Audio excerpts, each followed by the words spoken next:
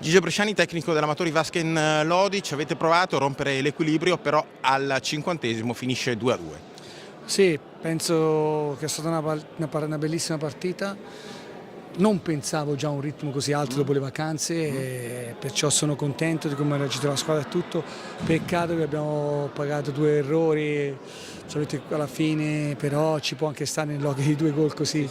Però è stata una partita che tutte e due squadre se la sono giocata senza stare a guardarsi, a fare tante chiusi, difese. No, ce la siamo giocata bene tutto e diciamo, nonostante ho avuto una settimana difficile perché comunque Fantozzi e Fernandez non si sono allenati perché comunque avevano dei risentimenti muscolari, diciamo, Fantozzi sta meglio, Fernandez ha ancora problemi, perciò devo recuperare anche quei ragazzi lì, però alla fine sono soddisfatto della partita, non del risultato, che mi piace sempre vincere, però è anche vero che siamo già partiti meglio che il giro di andata, un punto in più.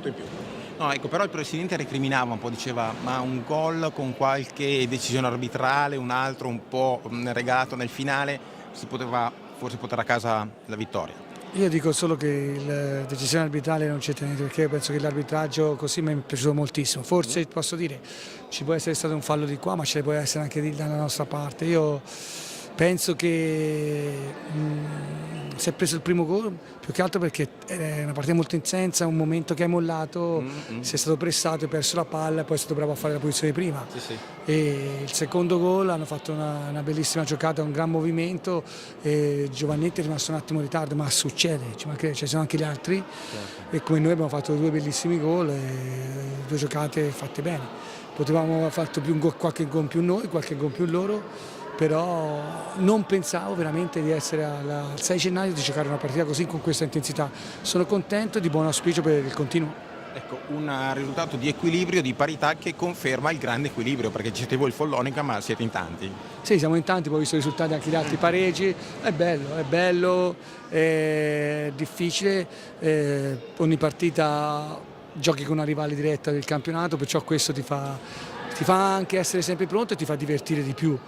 Ma io veramente stasera voglio fare un applauso ai ragazzi, perché ho detto, due ragazzi che hanno giocato comunque non stavano benissimo, gli altri hanno dato tutto. Dopo 20 giorni che non giocavi all'incirca contro una squadra che è terza in classifica e sta facendo bene, mi sono divertito. Questo sono sincero, mi sono divertito, magari il presidente dice voleva qualcosina di più, giusto, ma anch'io avrei avuto qualcosa di più, però No, vabbè, a un certo punto sai, con due vantaggi in casa col Follonica. bisogna anche fare complimenti agli avversari e bisogna anche vedere che partita è stata. In tutto io, se guardo il gioco, guardo quello, sono contento.